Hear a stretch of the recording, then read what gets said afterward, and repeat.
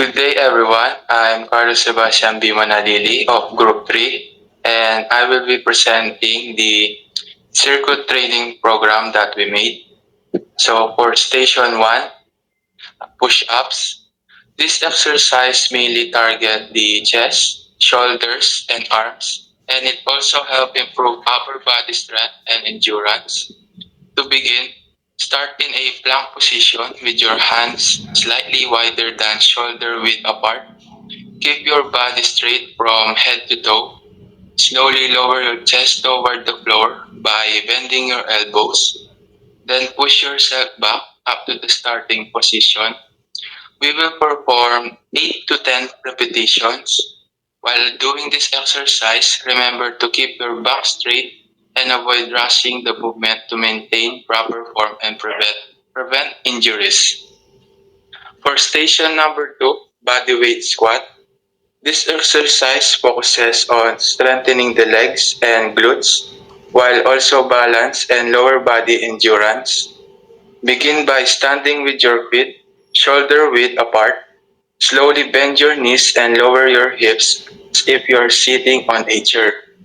Keep your chest up and your back straight throughout the movement.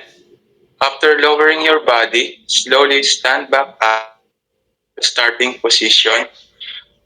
We will do 10 to 12 repetitions. Always keep your knees aligned with your toes and move slowly and carefully to avoid injury. For station number 3, plank hold. This exercise targets the core and lower back and helps improve body stability and posture. Start by lying face down on the floor. Lift your body using your forearm toes while keeping your elbows directly below your shoulders. Maintain a straight body position and tighten your core muscle while holding the position for 20 to 30 seconds. During this exercise, avoid raising or lowering your hips too much. Keep your neck relaxed and remember to breathe normally. For station number 4, forward lunges. This exercise strengthens the legs and glutes and also improve coordination and balance. Start by standing straight with your feet together. Step 1. Step 1 foot forward and slowly bend both knees. Push yourself back to the standing position and repeat the movement with the other leg. We will do 8 repetitions on each leg. While performing the exercise, keep your balance. Move carefully and make sure your knee does not go beyond your toes to prevent strain or injury. For station number 5, chair dips. This exercise targets the arms and shoulders, especially the triceps. Begin by sitting on a sturdy chair and placing your hand on the beside your hips. Move your hip slightly forward, then slowly bend your elbow and lower your body. Push yourself back to return to the starting position. We will do 8 to 10 repetitions. Make sure to use a stable chair.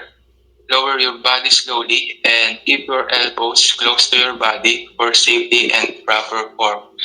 For, for last and for last station, crunches. This exercise mainly target the abdominal muscles and core, helping improve core strength and stability. Start by lying on your back with your knees bent. Place your hand behind your head or cross across your chest. Slowly lift your shoulders slightly off the floor while tightening your abdominal muscle. Then slowly lower your body back down. We will do 10 to 15 repetitions. While doing these crunches, avoid pulling your neck, move slowly and carefully, and keep your lower back comfortable on the floor. And that is all. Thank you for listening.